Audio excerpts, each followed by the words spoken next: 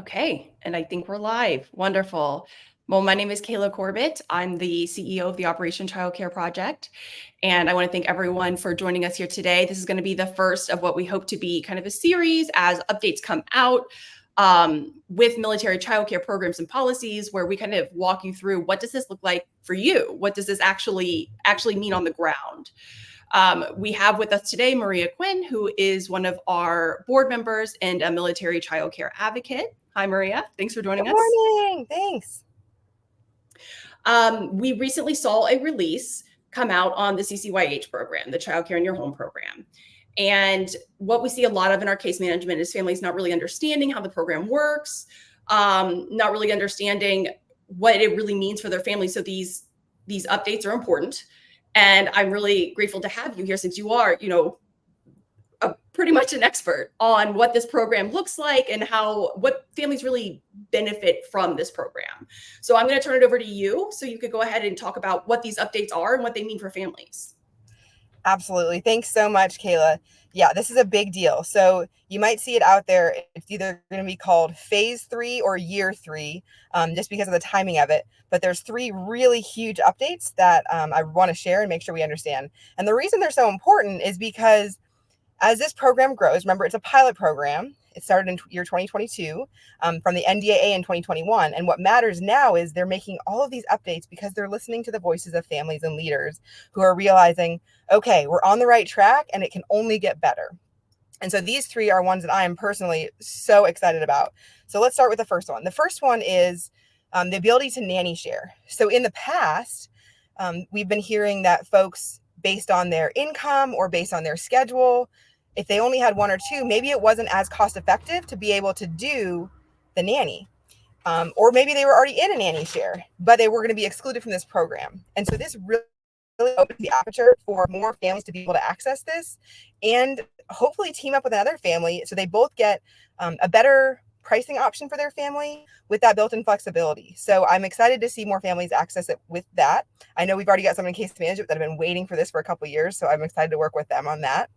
The next one is there was a little bit of a confusion in the beginning on the live-in versus live-out piece. So folks that had nannies before, our family's a great example, right? We had a live-in nanny to start with because we were on 12-hour shifts, different schedules, and traveling. Like, we had to have an adult on our team to be able to serve. And in that case, since they would have been okay because they were the nanny, but there was this family member piece where you could now hire a family member in year 2, but they were excluded from living with you. And this was immediately eliminating a lot of our folks who were having family members come live with them for TDYs or deployments, whether they were a single parent or dual working.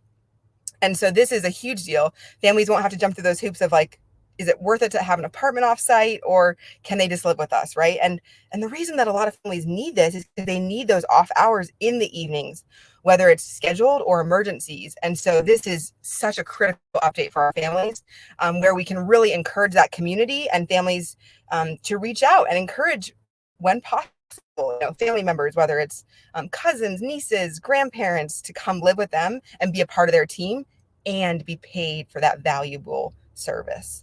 So I absolutely love that one. And the other one, the last one, is what we're seeing, especially in the DC area, but other areas as well, is we have a lot of ladies and gentlemen who want to be providers, these trusted caregivers, who perhaps have a child of their own. Maybe it's a newborn, maybe it's a little one. And they have skills they want to offer, and they want to be a part of folks' families, and they want to be paid for that meaningful work.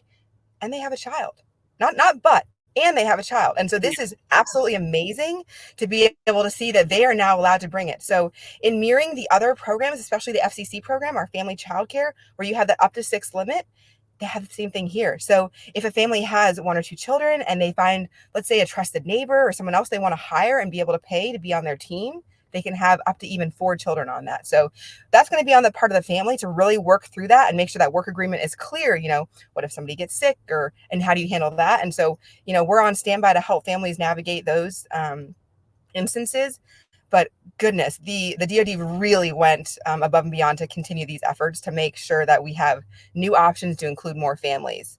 The last part, not really an update, but just good news for everybody, is because of the excitement for this program and the absolute demand, the top 3 childcare deserts that we are working with, San Diego, Norfolk, and DC, they have added additional spots in those areas. So I'm hopeful to see families can get off those wait lists that they've been waiting on for a little bit.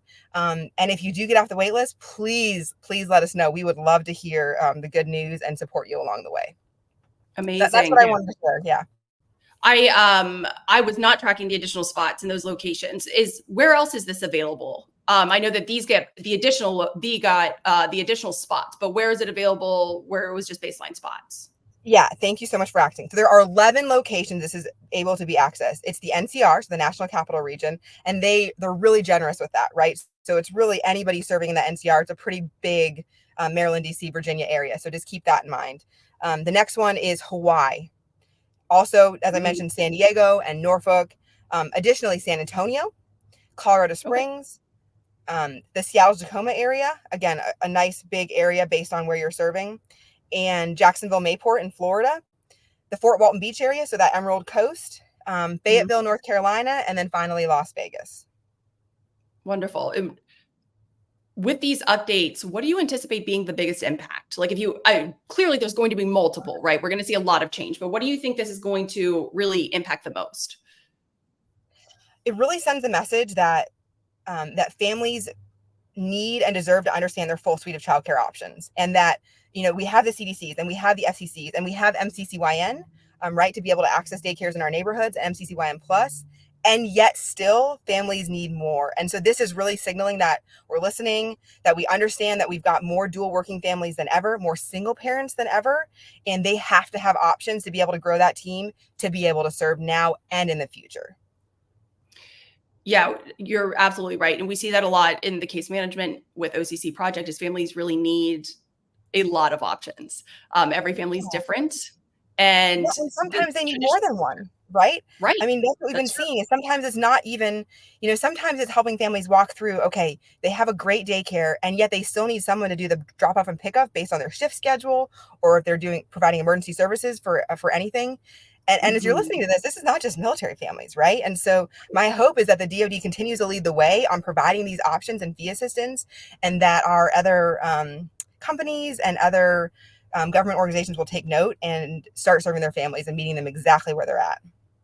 We see that a lot, right? We see a lot of military childcare initiatives being touted by civilian entities, organizations. We see it in the news where it is the largest U.S. run employer childcare system. Yep. We also very much have a force that is almost entirely non-traditional.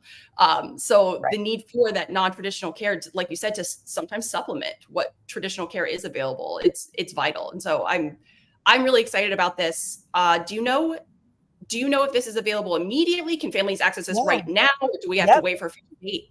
Nope. It's right now. It's game on. Yep. And like I said, hopefully folks are trickling off those wait lists already. And if you need support with the paperwork or figuring out how to hire, that's really what we've seen as this opportunity space to help families. Not everyone's hired before, right? And not everybody has even gotten into this. And when you hear taxes and contracts, that's scary. And so we want to make sure that there is an equitable access to this program where no matter what your rank, family situation, and hey, if you're a leader listening to this, you're in the perfect spot to make sure that your folks know this is an option. But don't let them get scared by the paperwork. It's not for everybody, right? We're going to drop a link for a podcast that we recorded in the fall on this program. It goes a little bit deeper, so I'd love for you to listen to that. And when it comes to this, there's a lot to it, but just because it's hard doesn't mean it's bad, right? That's one of my favorite quotes. So let's stick with actions and how to need help. Yeah, absolutely. And if anyone needs assistance, to Maria's point, there are a lot of moving pieces in this. Yeah. And sometimes just getting the education on that to figure out, is this a good solution for you or is it not, is your first step. So you can reach out to our case management team through the link that I just put up, the OCCproject.org/contact. Thank you so much, Maria, for joining us. I just wanted to put out this short and sweet, and we'll save it to our socials so that those who couldn't join us today are able to review it later to find out about those updates. We'll also go ahead and link that podcast to Military One Source so that families can get the additional information as it comes out. And again, if anyone runs into any issues, any military, DoD civilian, is this available to DoD civilians, Maria? Let's check that. Yeah, I don't remember offhand. I've been so focused on the service members, but I owe it, especially to our guardians, to figure that out. Same. Yeah, I was too. So yeah, we'll figure that out and we'll put that in the chat here as well. If anyone, as you're watching this in your own time, comes up with questions that you have, feel free to drop them under this and we can circle back on that, or you can jump into our case management and we can talk about it one-on-one. Thank you so much, Maria, for joining us. Absolutely. Have a great day.